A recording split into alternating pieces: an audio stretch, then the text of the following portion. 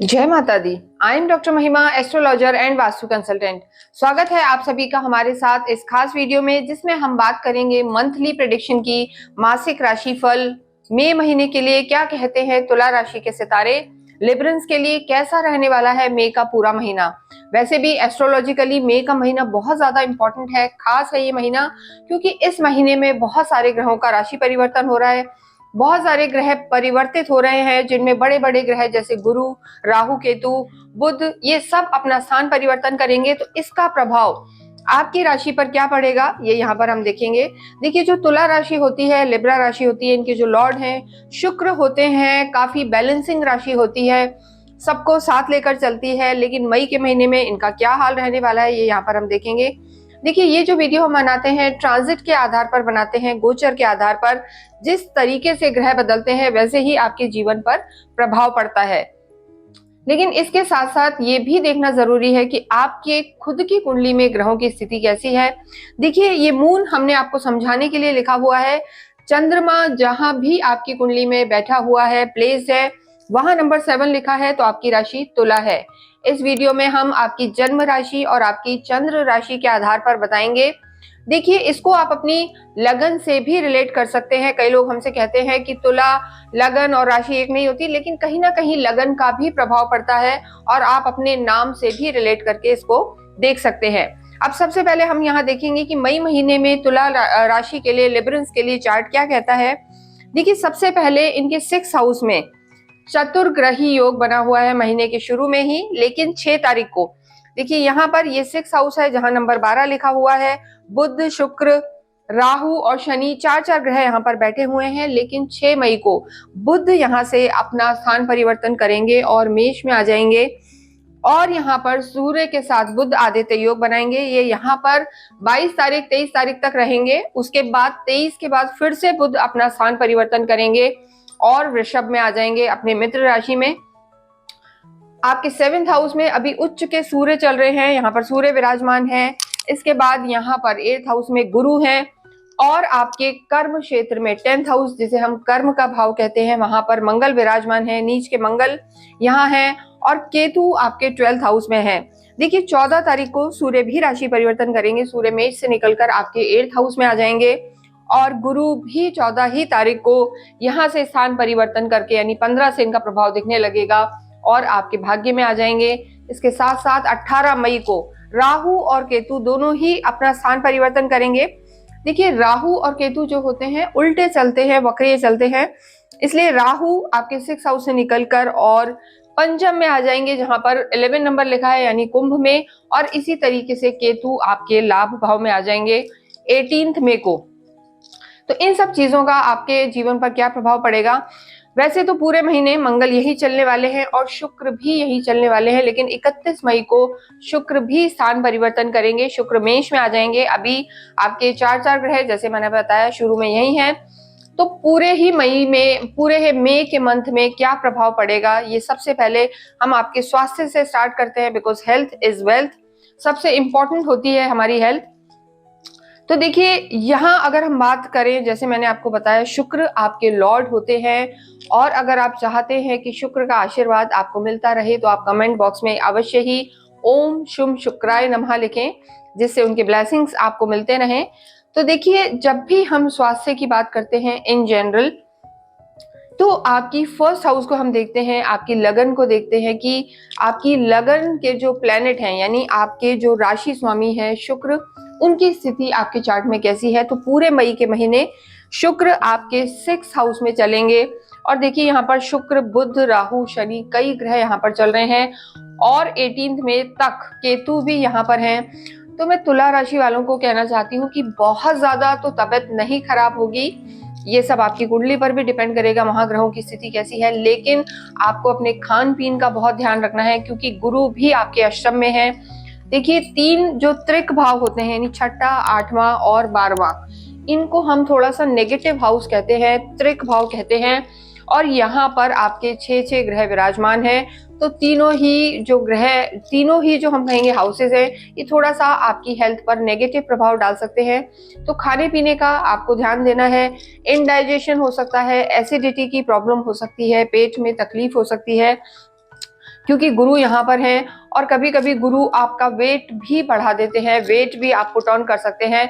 तो healthy food लेना है आपको, अनहेल्दी फूड में नहीं जाना, जंक फूड नहीं खाना, इन चीजों का आपको ध्यान रखना है। साथ ही साथ शुक्र भी जो आपके लग्नेश हैं यहाँ पर है, तो ऐसे में थोड़ा सा अगर जिन लोगों को शुगर की प्रॉब्लम है, थायराइड की प्रॉब्लम है, उन्हें भी लिब्रंस को, तुला राशि वालों को ध्यान रखने की जरूरत रहेगी। तो इस तरीके से अगर आप ध्यान रख के चलते हैं तो ये मई का पूरा महीना आपके लिए ठीक रहने वाला है। मानसिक तनाव भी 18 मई तक आपको जरूर ध्यान रखना है, क्योंकि कभी कभी केतु का 12th हाउस में होना थोड़ा सा चीजों को डिस्टर्ब कर सकता है। तो ये सब चीजें आप ध्यान रखें और क्रोध पर संयम रखें, क्योंकि सूर्य आपके 7th हाउस में है। सीधी दृष्टि सूर्य की आपकी लगन पर पड़ेगी, शत्रु घर पे पड़ेगी। तो ऐसे में कभी कभी टेम्परामेंट हाई हो सकता है, उसको आपको बैलेंस करके चलना है। नेक्स्ट हम बात करते हैं आपके रिश्तों की, आपकी लव लाइफ की। देखिए, जो 5th हाउस होता है यहां से, यानी 1 2 3 4 5, ये 5th हाउस है काल पुरुष की कुंडली के पंचम भाव से हमेशा लव लाइफ को देखा जाता है। यहाँ के जो आपके लॉर्ड हैं, शनि यहाँ के लॉर्ड हैं, और इस समय शनि आपके शत्रु घर में है। छठा हाउस जो होता है शत्रु घर कहलाता है, ऋण रोग शत्रु का ये हाउस माना जाता है। तो लव लाइफ की अगर हम बात करें, आप स्वयं शुक्र हैं और ये शनि है, हालांकि दोनों ही साथ में बैठे हैं, यानी शनि और शुक्र। और शनि तो अभी 2.5 साल तक यहीं रहने वाले हैं, शुक्र जरूर चेंज हो जाएंगे। देखिए, तालमेल बैठेगा, लेकिन कहीं ना कहीं आर्ग्यूमेंट्स की भी संभावना है।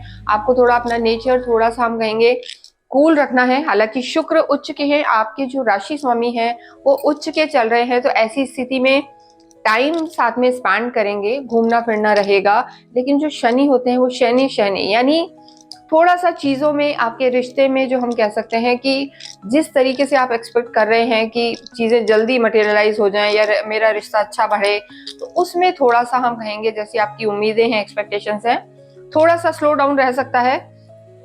और एनिमी हाउस में होने के कारण थोड़े से आपके जो भी पार्टनर होंगे, जो भी आपके लवर हैं, फ्रेंड हैं, वो थोड़े से हम कहेंगे कि तुनक मिजाजी हो सकती है, छोटी छोटी बात पे बुरा मान सकते हैं। अदरवाइज यहाँ पर लव लाइफ के लिए चीजें ठीक है, बहुत ज्यादा नेगेटिव नहीं है, तो उस पार्ट पे आप निश्चिंत रहें। बाकी देखिए, आपके जो और प्लैनेट्स हैं जैसे सूर्य उच्च के हैं, तो खुद को भी गुस्से पे थोड़ा सा कंट्रोल रख के चलना है, क्रोध नहीं करना है, क्योंकि छठा घर कई बार चीजों को नेगेटिव कर देता है। हालांकि जो शुक्र होते हैं चंद्र राशि से अगर 6 में होते हैं तो बहुत ज्यादा नेगेटिव नहीं माने जाते। तो लव लाइफ के लिए यहाँ पर चीजें ठीक हैं। और अगर हम रिश्तों को देखते हैं तो जो देखिए आपके बड़े भाई बहन हैं या आपके घर के बड़े हैं, उनके राशि स्वामी सूर्य हैं, और सूर्य आपके लिए इस समय सपोर्टिव हैं, सूर्य उच्च के होकर चल रहे हैं।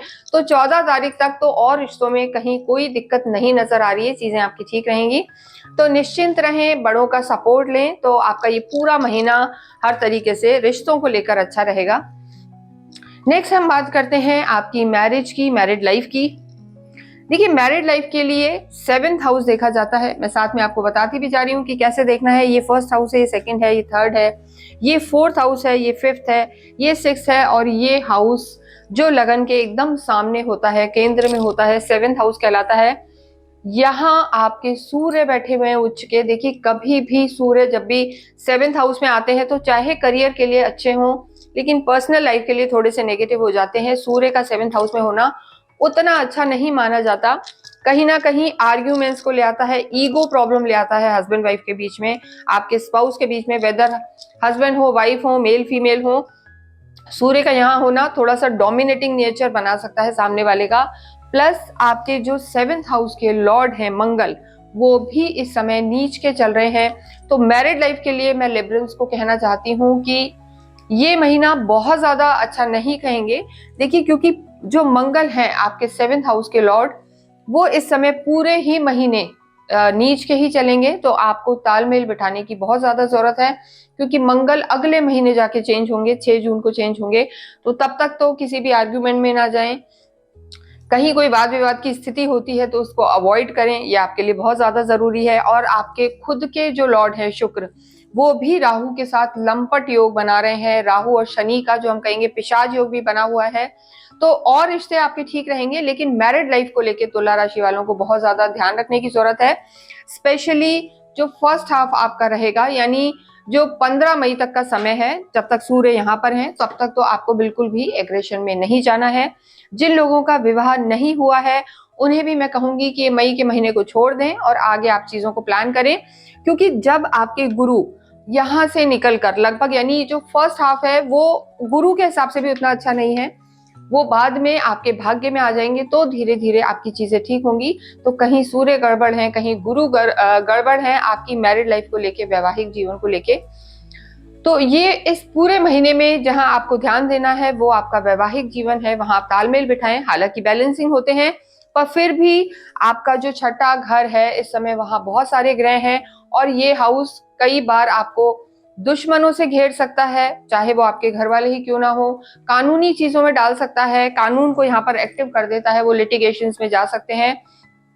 तो जिनकी भी शादी इस दौर से गुजर रही है या उसको थोड़ा सा कहीं ना कहीं कोई एक दूसरे को धमकी दे रहा है, लीगल में चीजें जा रही है, तो थोड़ा सा आप इस महीने को संभाल के चलें। जुड़े रहें हमसे, आगे हम रेमेडीज भी बताएंगे आपको।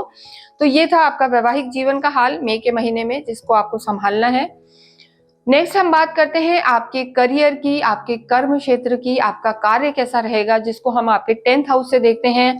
धन को हम 2nd हाउस से देखते हैं और बिजनेस पार्टनरशिप अलायंसेस को भी हम 7th हाउस से देखते हैं। तो देखिए आपके कर्म क्षेत्र में इस समय मंगल बैठे हुए हैं, जो स्थिति मंगल यहाँ नीच के बैठे हैं। आपके सुख भाव में भी मंगल की दृष्टि है, नीच की दृष्टि। सूर्य आपके 14 तारीख तक 7th हाउस में है। तो देखिए कार्य ठीक रहेगा, बहुत ज्यादा मैं नेगेटिव नहीं कहूंगी, चीजें आपकी ठीक रहेंगी। लेकिन इस समय आपको बहुत ज्यादा ध्यान देना है कि जो लोग प्रॉपर्टी का काम कर रहे हैं, पुलिस से रिलेटेड काम में है या इलेक्ट्रॉनिक्स का काम कर रहे हैं या आर्मी से रिलेटेड कामों में है, उनको थोड़ा सा तसल्ली रखने की जरूरत है। गो विद द फ्लो, जैसी चीजें चल रही हैं वैसे ही चलने दें, क्योंकि मंगल नीच के चल रहे हैं और भूमि पुत्र मंगल जो होते हैं इन्हीं सब चीजों के कारक हैं। तो रियल एस्टेट हो गया, इलेक्ट्रॉनिक्स हो गया, आर्मी, पुलिस, इनमें थोड़ा सा आप शांति में चलें, बहुत बड़ी डील्स में ना जाएं, स्पेक्युलेटिव ना हो, बड़े डिसीजन ना लें, ये आपके लिए बहुत ज्यादा जरूरी है। इसके अलावा देखिए आपके धन भाव के स्वामी भी जो है वो भी मंगल है और आपका जो पार्टनरशिप का स्वामी है, बिजनेस का स्वामी है, वो भी मंगल है। तो ऐसे में काम को लेके, व्यवसाय को लेके चीजें बहुत अच्छी नहीं है। लेकिन जो लोग जॉब में हैं उनके लिए मैं जरूर कहूंगी कि चीजें बेटर हैं। अगर देखिए 7th हाउस में आपके सूर्य उच्च के हैं, शुरू का जो महीना रहेगा यानी फर्स्ट हाफ, ये जॉब वालों के लिए बहुत अच्छा रहेगा।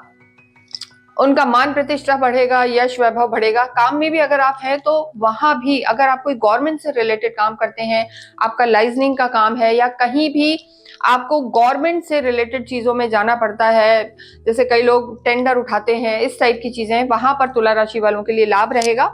और देखिए बुध की भी जो स्थिति है, आगे बुध भी आपके केंद्र में आ जाएंगे तो बिजनेस को सपोर्ट करेंगे। बुध जब यहाँ 7th हाउस में आ जाएंगे, 6 मई से लेकर और 23 मई तक का जो समय है वहां पर बिजनेस वाले हैं वो ध्यान दे सकते हैं।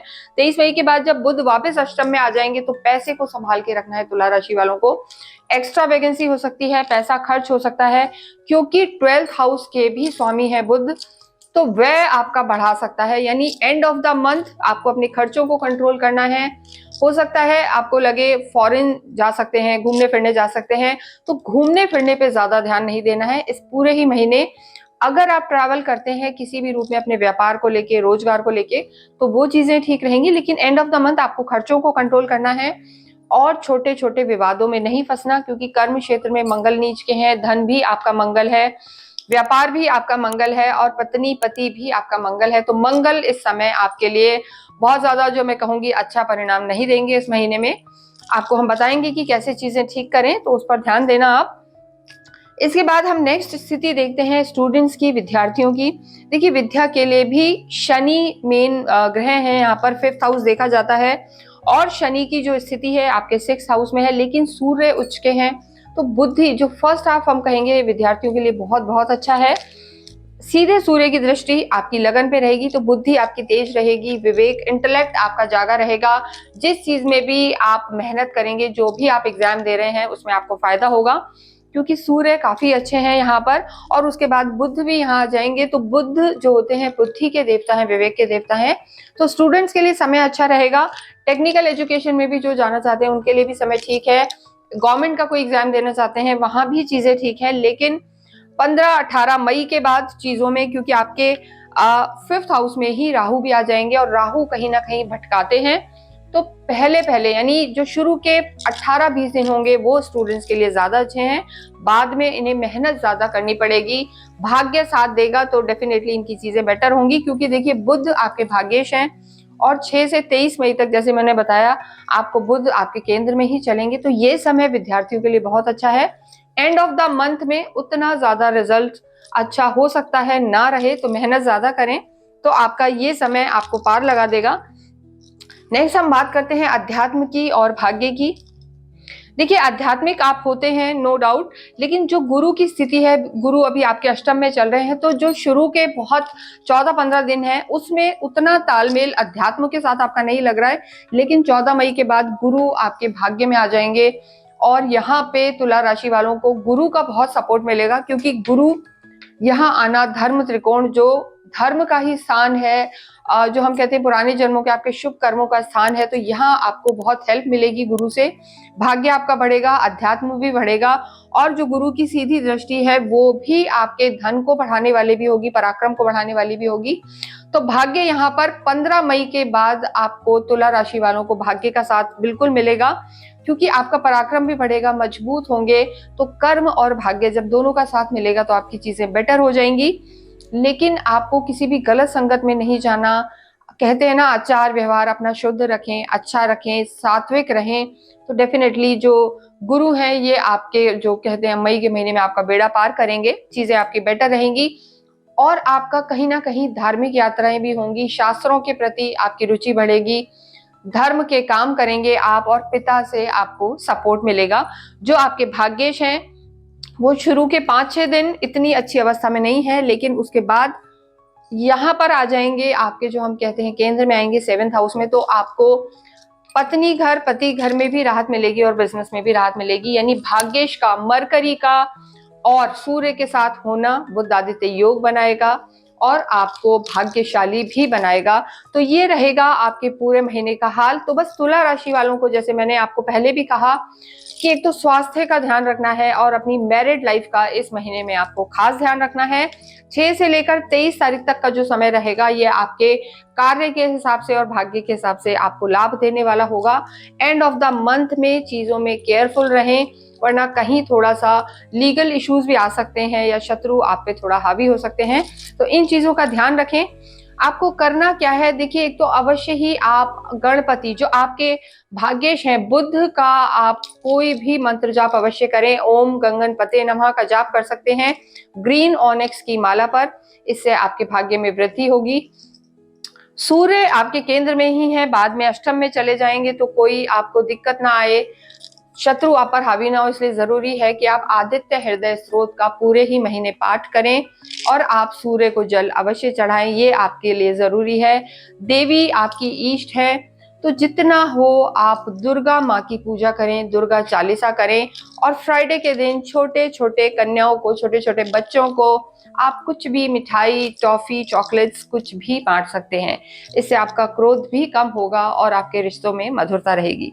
इसके अतिरिक्त अगर आप हमसे कुछ पूछना चाहते हैं तो हमसे संपर्क कर सकते हैं, हमारे नंबर्स यहाँ पर दिए हुए हैं। आप अपनी कुंडली का भी विश्लेषण हमसे करवा सकते हैं। इसके साथ ही अगर आपने हमारे चैनल को सब्सक्राइब नहीं करा है तो please like and subscribe the channel. इसके साथ इस वीडियो को मैं यहीं विराम देती हूँ। Thank you.